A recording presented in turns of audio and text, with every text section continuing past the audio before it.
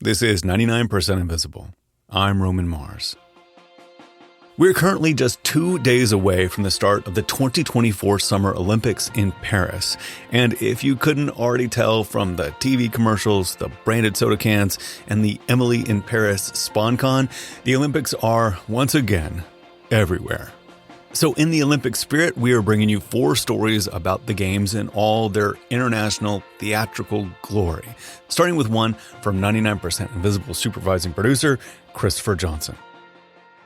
Hello, Christopher Johnson. What do you have for me today? Hello, Roman Mars. So this summer, for the first time ever, there'll be Olympic-level breakdancing. It's officially called breaking, and it's the first ever so-called dance sport to happen in Summer Olympics history. Wow, I did not know that. That's very exciting. I agree. I support all things breakdancing, especially because I'm a hip-hop head. But breaking is not like running or swimming or throwing stuff. It's not your typical Olympic sport. And this got me thinking, as unusual as Olympic breakdancing might seem, it cannot be the oddest event to ever be in the games. And I was right. Okay, so tell me more.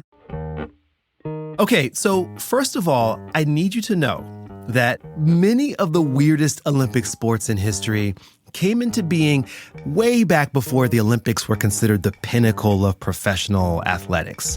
Those earliest games were actually meant for amateurs. The modern games were started in 1896 by this French aristocrat named Pierre de Coubertin. This guy's life is a whole story in itself. You should look him up. But basically, the Olympics were his dream. He pitched it in lectures all over France, like, let's all get together and play sports and then hand out medals and trophies. And these sports were definitely not for professional athletes. These were for average amateurs. Exactly. These were mostly amateurs. And when the Olympics began, the spirit of the games was hardcore amateurism. So at that point, the one-offs and the crazies and all sorts of folks just show up. I talked to David Goldblatt, who wrote a book called The Games, A Global History of the Olympics. And he told me just how casual the earliest Olympic Games were. I mean, in 1896, at the Athens Games, the first games, the guys that won the pistol competition are 2 brothers from Harvard, and they're on holiday. So these guys just rolled up to the Olympics pistol event like, hey, y'all, we have guns, we can shoot. They just showed up. They had their pistols with them, of course, as everybody does when they travel in the 19th century, and they took part. Okay, so in the first modern Olympics, people could just walk on off the street and they could participate. Exactly. That's outstanding. And the fact that the Olympics were new and experimental and not at all about being a pro, that opened the door to all sorts of sports being in those early games. For example, in the second ever modern Olympic Games, one of the events was firefighting. Oh my goodness. How did that work? So they lit a house on fire and you had to put that out and then you had to do a fake rescue. Wow. The 1900 Games also had this aquatics event where you'd go under boats and then over boats and then under some more boats. Obstacle swimming is a tremendous event, and you had swimmers diving off boats that had been moored on the river, and they would swim 20 meters, and then they would have to either go under a second set of boats and come out the other side, or sometimes they had to clamber into the boat and then dive off back into the river. And this is all happening on the Seine. Lord knows what the condition of the water was. Other events from the 1900 Games include hot air balloon racing and croquet and cannon shooting. Can you imagine cannon shooting in the Olympics? So if I'm hearing you right, the 1900 Games specifically was the one with so many great unusual events. Yes, but check this out.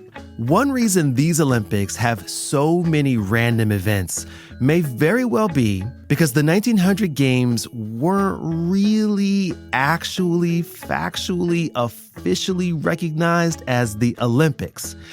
At least not until 80 years later. Okay, so what do you mean by that? So In 1900, the Olympics was just in its second year, and it wasn't its own established, standalone thing yet. So they kind of just glommed on to the World's Fair, which was also happening in Paris at the same time. And the World's Fair people really didn't know what the hell the Olympics even were. Some folks thought it was this weird neo-Hellenic cult. Nobody really knew that the Olympics were going on. There were no posters with Olympic insignia around. The press referred to it as the International Games, or, they didn't quite know what to do with it. The 1900 Games were also an outlier in much of Olympic history because instead of lasting just 2 weeks, those games lasted 5 whole months. Wow. And they had more than double the events that we have today. And in the end, the IOC had to go back 80 years later and decide which of those weirdo events were even going to count in the Olympic records. It was only in the 1980s that actually a definitive list of who won what events were Olympic and which weren't, were drawn up by the IOC.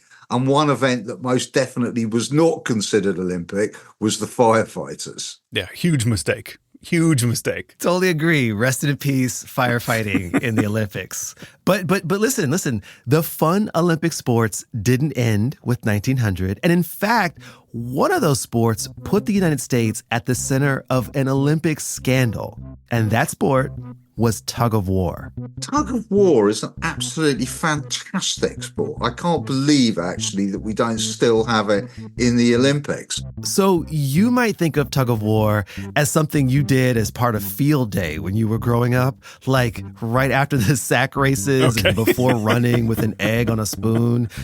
But in the early 1900s, tug of war, Roman Mars, was hot. So hot, it was in 5 summer games. I mean, this is also strikes me as super fun to watch. You got all these like gigantic Andre the Giant, like with the singlet on, you're like WrestleMania 3 style, and just like pulling on things. You just get your biggest dudes in the whole country. Exactly. It is everything that you're picturing. It's like, between 5 and 8 guys, the numbers changed over time on each side, pulling for their lives. It's basic, it's straightforward, it's primal. But for such a simple sport, Olympic tug of war got a little spicy, Roman. Lots of little scandals along the way. The 1908 games in London are probably the best example of that. You've got a British team and an American team contesting. The Americans is basically a scratch team. It's like the wrestlers and the heavy guys from the field events, and they're put together. And they're going against the Brits, who have a legit tug-of-war team. They're all members of the Liverpool City Police, and they're hella strong. They've been training a lot. Tug-of-war is what they do. But the real edge that the Brits have got is that these guys show up in their work boots, and they've got steel-capped heels. And you can imagine, given how tug-of-war works, that is giving you a real edge over a bunch of guys who are wearing their track shoes. That is the American side. They're at this huge disadvantage. The Liverpool team absolutely crushed them. The Americans, of course, incensed, saying this can't possibly be in the rules. The Americans contested. They were overruled. The Brits won, and the Americans apparently left in a huff. What I love about this moment is that the American sports press, which is just kind of finding its hyperbolic voice at this moment in history, writes about the event. And the New York Evening Post said of the City of Liverpool police boots, they had inch-thick soles and were heavier than those worn in the English Navy, while the New York Evening World thought the boots were as big as North River ferry boats. By the way, at that same Olympics, another British tug-of-war team, the City of London police team, they later challenged the Americans to a match in just their socks. And the Americans said, no thanks. Okay, so they probably knew what was up. Right. You see how it is there. Yeah, exactly. Now, obviously, sadly, we no longer have Olympic level tug of war. Again, criminal shame. Totally, right? We also don't have obstacle swimming or cannon shooting. Come on. Most of them disappeared pretty quickly once the Olympics became the professionalized event that we know it to be today. But that doesn't mean that we lost all interesting sports, because there's a whole other category known as demonstration sports. I think I have some idea what those are, but could you describe demonstration sports to me? Sure. So those are essentially sports from specific regions in the world that aren't meant to be official sports just yet. They're kind of just played for show and to promote the international spirit of the games.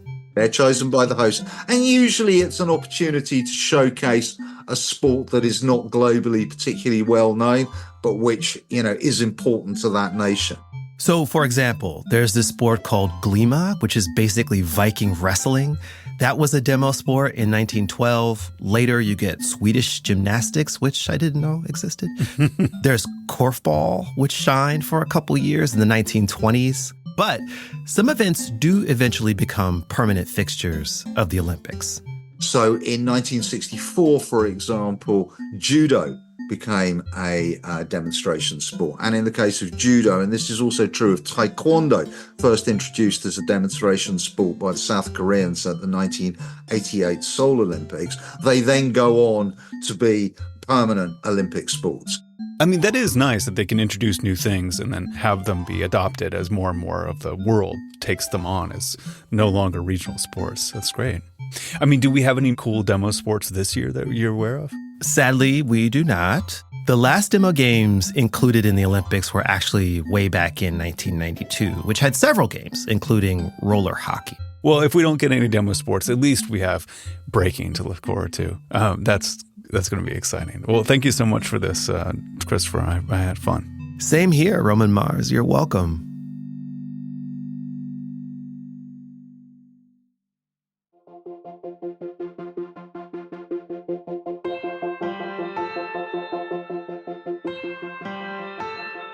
When a city hosts the Olympics, they have to construct a ton of new buildings, like an entire village to house the athletes, and a track and field stadium, and a specialty venue for bicycle races, and the list can get very long. Sometimes those structures end up being a fixture of civic life for years to come, like the London Stadium, which now hosts soccer games, or the Atlanta Athletes Village, which has been converted into student housing.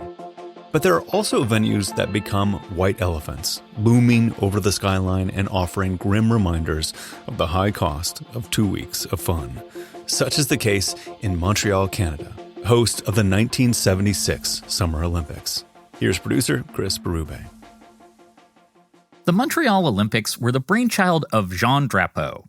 And I think it's fair to say, when it comes to big city mayors, they don't make them like Drapeau anymore. Jean Drapeau served as mayor twice between 1954 and 1986. He wasn't very intimidating. He was kind of diminutive, always had these big square glasses and this of-the-time mustache. But during his hotly debated 29 years in office, Jean Drapeau had big ambitions. He used to drive around Montreal in a limousine, blasting arias by Richard Wagner and stopping to talk with his constituents and admire some of the works he had commissioned. Even though Toronto overtook Montreal as Canada's biggest city in the 70s, Drapeau insisted that his town would always be the greatest. "Let Toronto become Milan," Drapeau once said, "because Montreal will always be Rome." And during his early years as mayor, the city did go on quite a hot streak.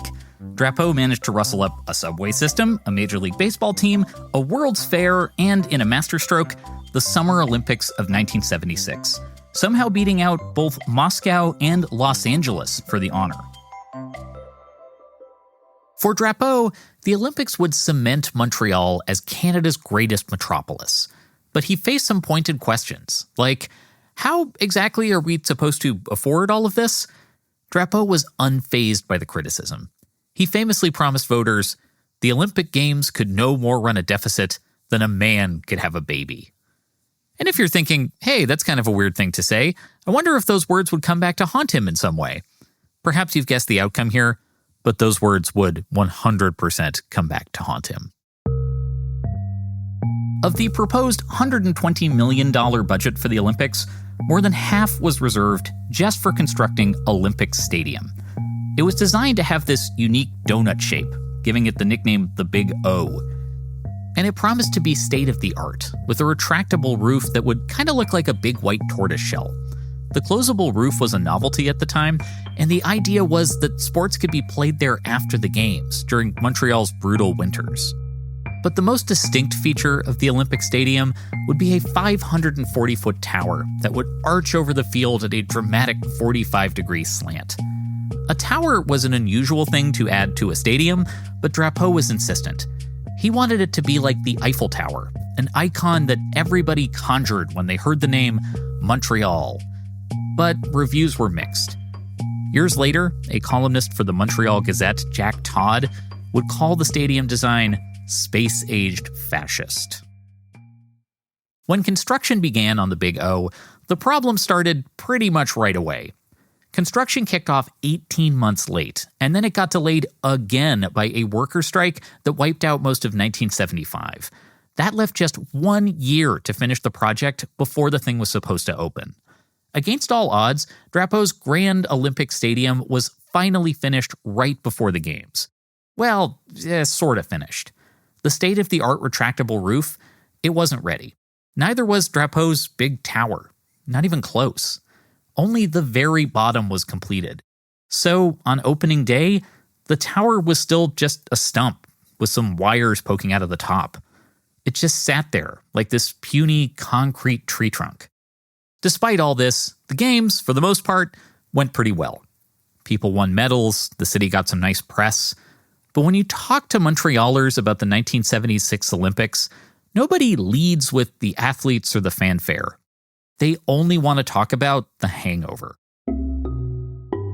At the time of the games, some estimates put the cost of the stadium at over $500 million, just way over budget. But the worst was yet to come. After the Olympics, the stadium became the new home of the Montreal Expos baseball team, which was kind of perfect because the Spos had been playing in a makeshift ball field in a municipal park before that, and they needed the upgrade. But my God, the Big O was a horrible place to watch baseball. I remember how sound used to echo off the concrete walls and the hideous yellow plastic seats. And the aesthetics were the least of their problems. The big dramatic tower, that was finished in 1977, but it was clearly something of a rush job. At one point, years later, there was an explosion in the tower, and chunks of steel fell off during a game. Thankfully, nobody got hurt. But the biggest headache was the retractable roof. That wasn't completed until 1987, a full 10 years overdue. And to put it bluntly, the roof was not very good at being a roof. It was made of Kevlar, and one time when it rained, drops pierced through the tarp, soaking everybody in the crowd. Then the roof was hit by a tornado in 1991, which tore a bunch of holes in it, and the same year, a support beam collapsed, and the team had to play the rest of their games on the road. Eventually, they gave up on the whole state-of-the-art retractable thing, and the roof, it just became a normal roof. But that didn't fix much. A couple of times, snow built up over the winter and caused small cave-ins. Gosh, I cannot get into all of the calamities that happened with this roof. Bob Ojeda, a pitcher for the LA Dodgers, put it succinctly. This roof, even when the thing worked, it didn't work. The city finally paid off its Olympic debt in 2006, 30 years after the games. And while estimates vary, if you count up all the stadium shenanigans, the final price tag for the Montreal Olympics was over $1.2 billion. Today, the stadium's not even home to the Montreal Expos. They left town in 2004. But the Big O is still standing. According to the provincial government, it would just cost way too much to tear it down. So instead, they're going to spend hundreds of millions of dollars to make it better. The culture minister says the city actually needs a major concert venue. Maybe Taylor Swift or Beyonce could play there, since both of them skipped Montreal on their last world tour. So the leaning tower and the concrete ring, they aren't going anywhere. They remain this potent symbol, mocking everybody who thought this futuristic donut could ever be the Quebecois Coliseum. Jean Drapeau was wrong about a lot of things. About the Olympics paying for themselves, about who he hired to build the stadium, about how he would be remembered. But he was right about this. Nothing really looks like the Big O. And when I think of Montreal, I can't really imagine the city without it.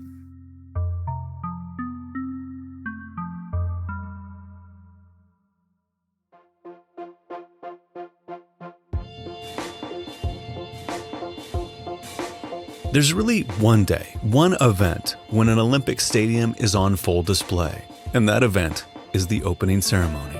It is a high-stakes moment where a lot can go right or very, very wrong. Here's 99PI supervising producer Vivian Lay with a story about the opening ceremony to change all opening ceremonies. Unfortunately, many animals were harmed in the making of this story. Yes. So, Roman, this pretty horrible thing happened during the Seoul Olympics in South Korea.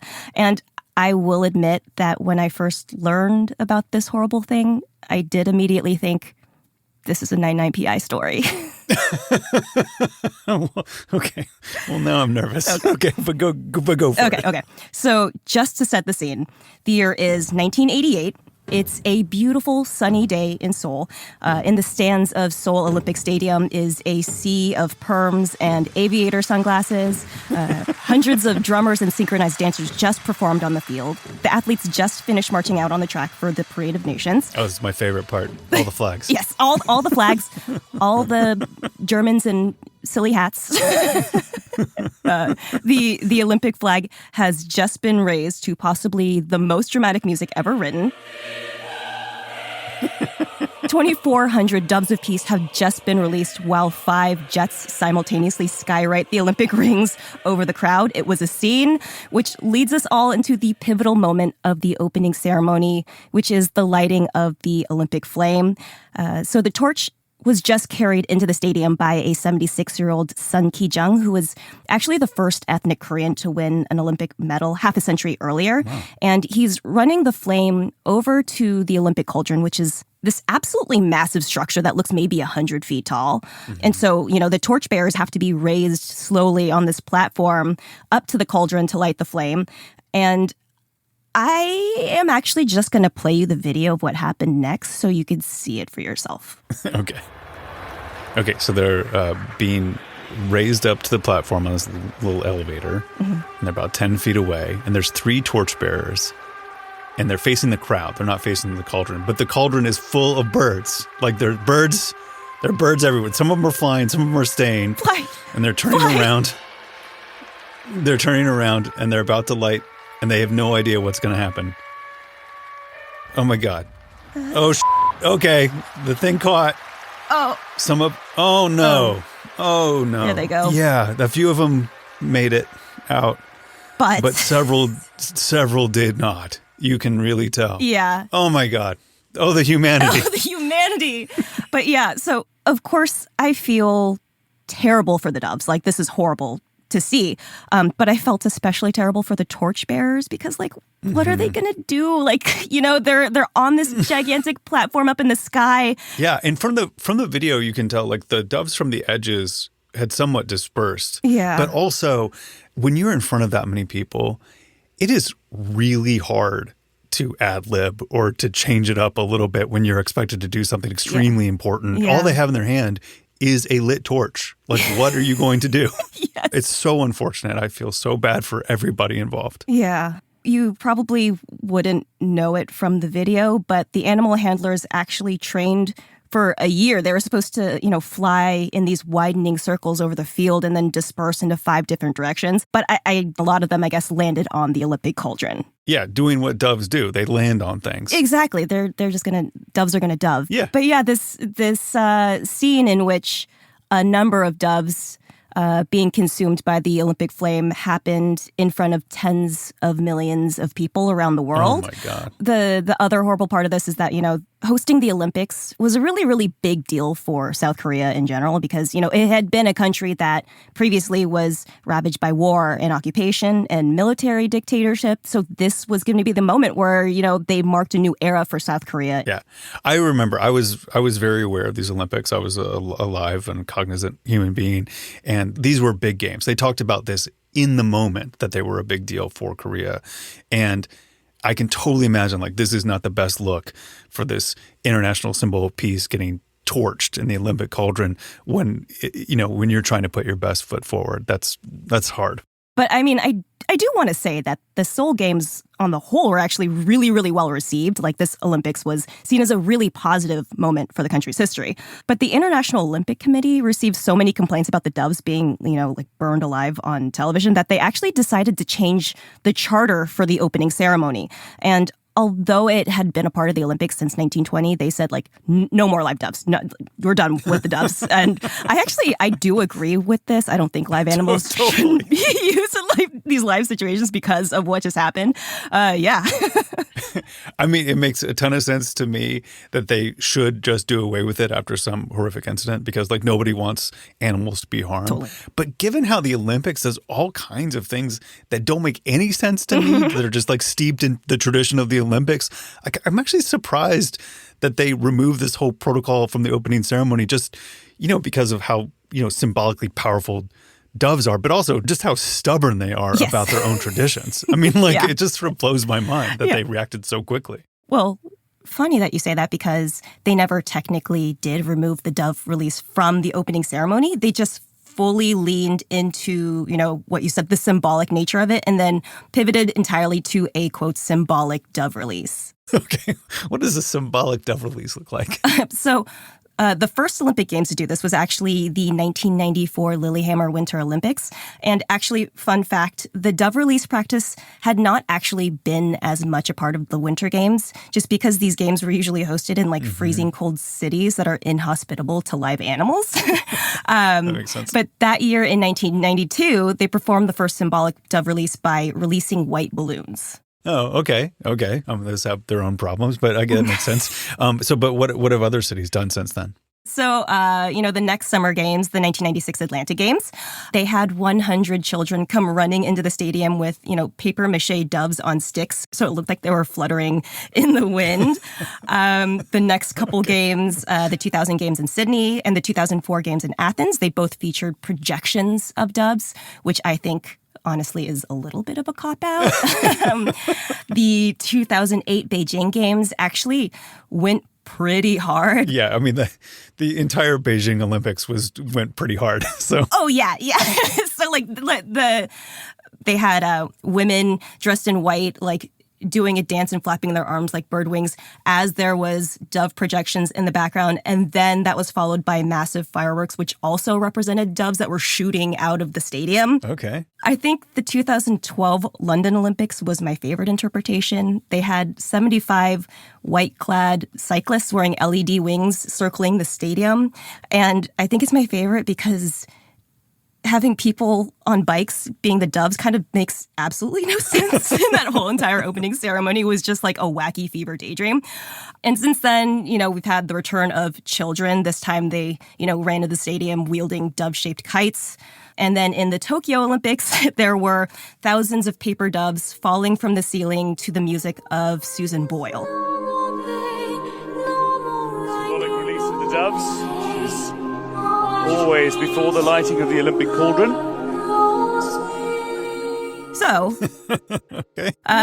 that is how we have gotten past the live dove release in all of the ceremonies since then. Even though this has important symbolism, I'm kind of intrigued by the idea that each host country has to come up with this whole new form of symbolism to approximate doves being released. That's actually kind of cool that they can come up with something original every time. Yeah. And, my city, my home city that I live in, Los Angeles, is going to be hosting the 2028 Olympics, which pray for us, please, Roman. I really don't want them to do it here. Oh, God. But yeah, I mean, the one thing is Los Angeles is the city of entertainment. It's what we do. Yeah. So I guess if anybody from the LA 2028 committee is listening, try to do something cool for that symbolic Dove release. Also, we need more public restrooms before you guys come to Los Angeles. Just think about that too. I mean, that's really what the focus should be. Yeah. 200 white toilets lining the sidewalks. Yeah. Oh my God. Dove-shaped public restrooms all dotted around the landscape of Los Angeles. It would be such a service. 2 birds with 1 stone, Roman, I'm telling you. I know. Well, this is awesome. Thank you so much for telling me about this conundrum that they have to deal with every 4 years. Thanks, Vivian.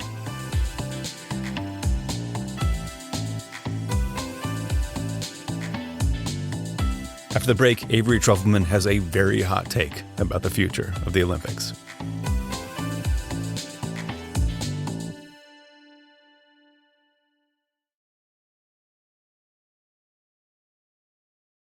We're back with one more story for you from Olympic Games past and future, and this one comes to us from Articles of Interest host and 99% Invisible alum, Avery Trufelman. Good to be back. Thank you for having me. Okay, Avery, you're here because you have a big idea about the Olympics, and I would very much like for you to share that idea with us. I've got a take that I like to whip out at a certain hour at a party to make people mad. People like to fight me on this, and I really don't understand because I think I'm right. Okay. What's your proposal? Okay. The Olympics should be in Greece every single time. It should not move to different cities. It should only be in one city, and that city should be in Greece. And I need more people to beat this drum with me. Okay, so tell me, what is behind this proposal? Like, what problem are you trying to solve?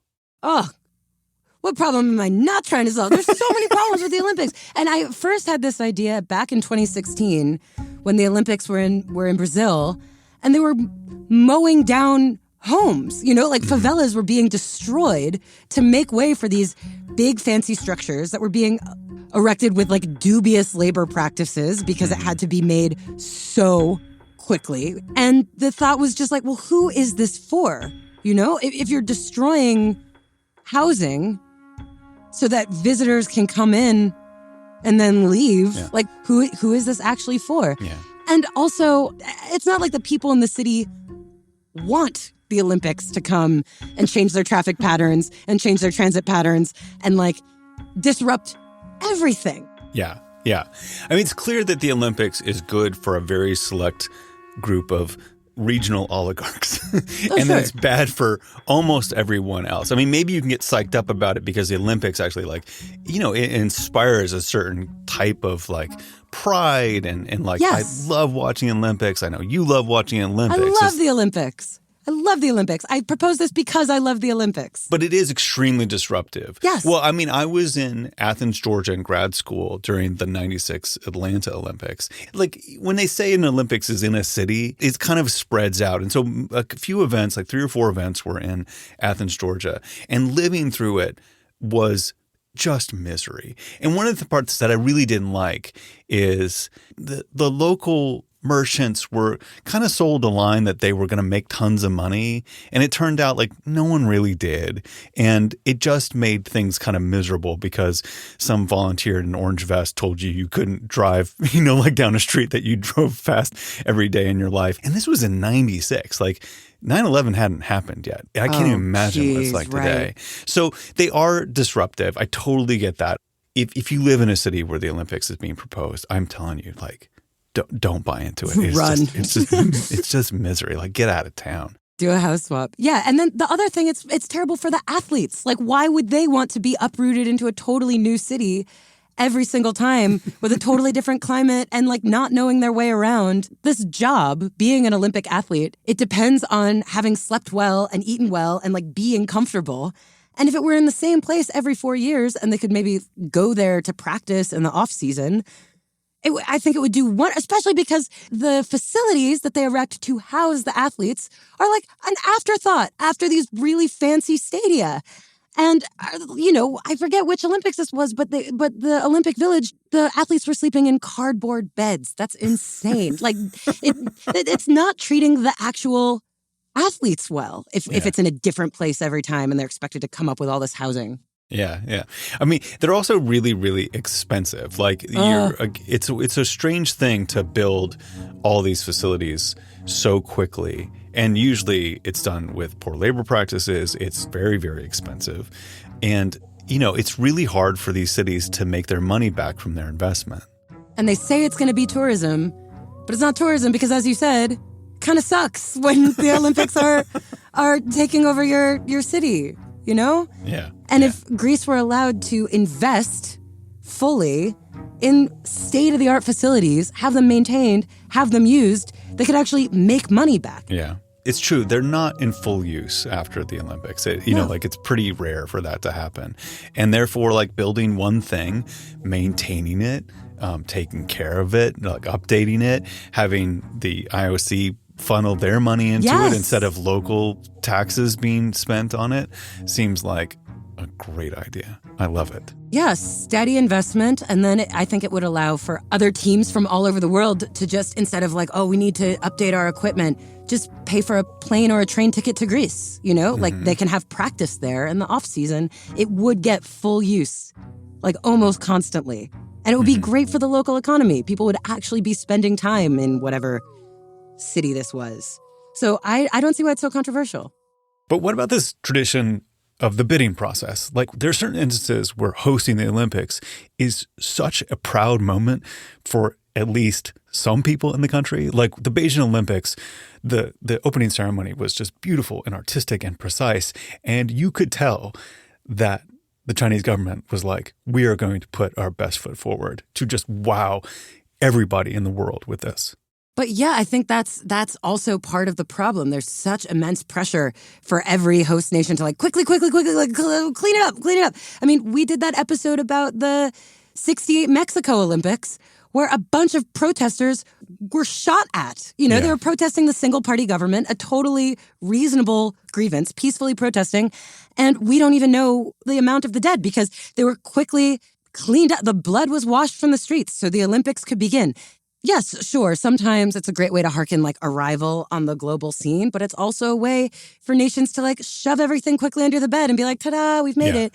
And I think a better way to prove yourself in the Olympics is to take care of your athletes and win things. I don't know. Yeah. I mean, like, I think people think of it as this moment that it can catalyze a lot of infrastructural investments in a place. However, those investments are geared towards this purpose, which is not necessarily serving the public at large.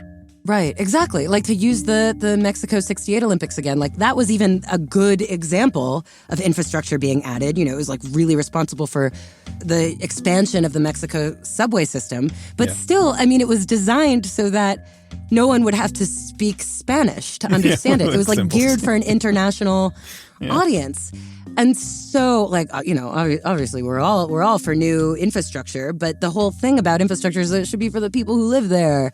And the Olympics is not for the people who live there. So why Greece? Like, why is that the place that you think it should be the center of all this? Anywhere other than Greece would be cultural appropriation.